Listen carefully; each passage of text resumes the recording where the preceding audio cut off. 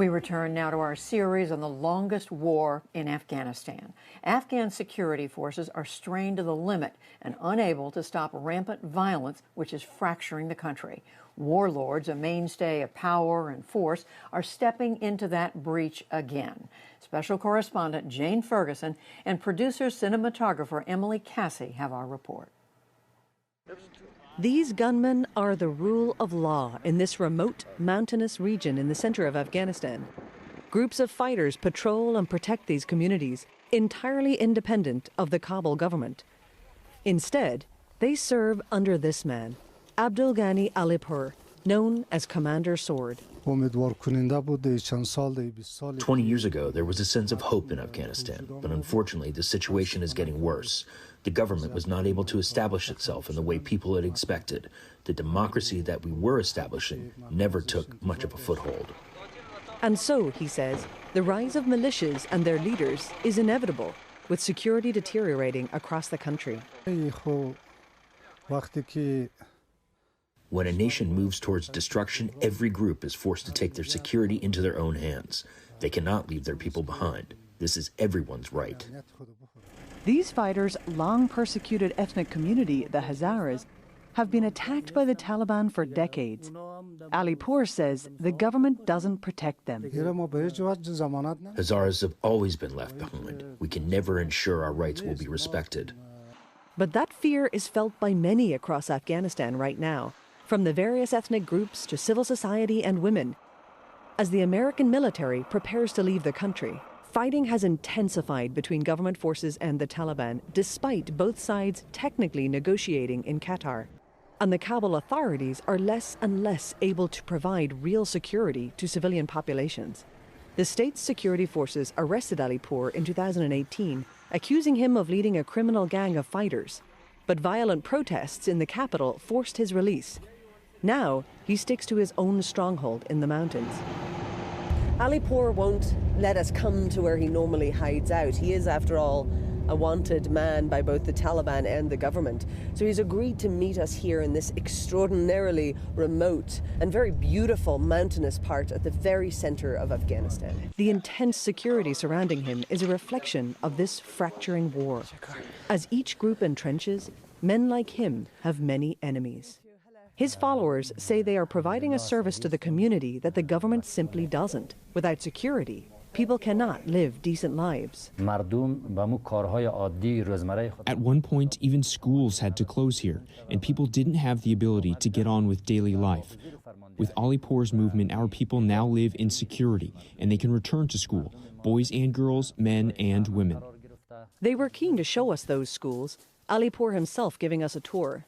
Here on this snowy mountaintop, a remarkable sight, boys and girls sitting side by side, taking extra classes in calculus as state schools close for winter break.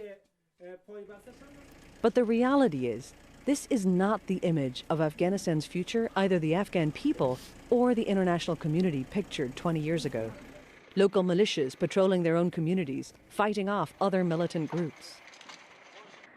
As America prepares to withdraw its troops under a February 2020 deal with the Taliban, talks between the Afghan government and the Taliban have stalled. If that peace process fails, there is a serious risk of the country's war splintering and smaller conflicts between fighting groups erupting for control of territory.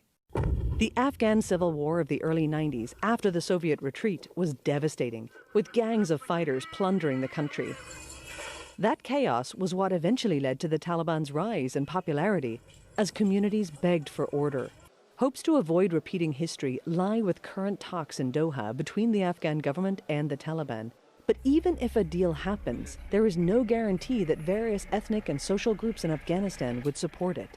The Hazara community is predominantly made up of Shia Muslims, making them a target for the Taliban's Sunni extremism. If a deal is done in Doha between the Afghan government and the Taliban, it'll be men like this, who have been targeted by the Taliban for years, who will get to decide whether or not they themselves are on board. Several hours away from Alipur's hideout, in rural Bamiyan province, people live in the shadow of a visceral symbol of the country's culture and its destructive war, the famous 2,000-year-old giant Buddha statues carved from these cliffs and once a marker of the area's ancient Buddhist communities, were blown up by the Taliban during their rule. And they continue to hold these communities in fear. Hussein Rezai makes a living as a taxi driver between Bamiyan and the capital Kabul. It's one of the few jobs going in this part of the country. But to do it, he has to travel through areas controlled by the Taliban. If they decide they don't like something about me, or with my passengers, if there is a government employee with documents, they might beat me. If a passenger is taken from my vehicles and is arrested by the Taliban, the government will say I am involved. Both sides would accuse me, the Taliban and the government. All I could do is beg the mullah to please release the passengers, but they wouldn't. They don't respect us. Now, he says the immediate area is safer because of Alipur and his men. Alipur's presence is very good for the people who are using this road. He is doing a good job. Before he came, people were arrested by the Taliban who were from this area because there was no one to protect them. Even the government didn't care. Despite the peace talks, the realities on the ground of entrenched fighting and a rapid U.S. withdrawal leave few here like him confident the next generation will inherit a nation at peace. I hope so, but I'm not optimistic. We might have peace one day, but not soon. If fighting breaks out, I won't participate. For the last 35 years, I've never touched a weapon. I'm not a violent person. I just want to live as ordinary a life as I can. I just want a simple life. It's a sentiment echoed across the country by the millions who aren't armed, who are exhausted from war, asking for only a peaceful, dignified life. Yet, as fear sets in, that balance of power is being upended with a U.S. exit. Strong men many call warlords may inherit some of that power once again. The government is weak. They are not able to defend the people. They cannot defend the country. They cannot move the war forward. When there is destruction and the system deteriorates, everyone ends up looking out for themselves. No one's intention is to start a civil war. Everyone knows that civil war is an awful phenomenon. But if people feel unsafe, then they are forced to defend themselves. America's withdrawal from Afghanistan will be the ultimate test of its government's ability to rule the country and hold central power. The fear for so many Afghans is that it will not, and what divides the country could prevail over what unites it, leaving people with no choice but to look to their own for survival. For the PBS NewsHour, I'm Jane Ferguson in Bamiyan, Afghanistan.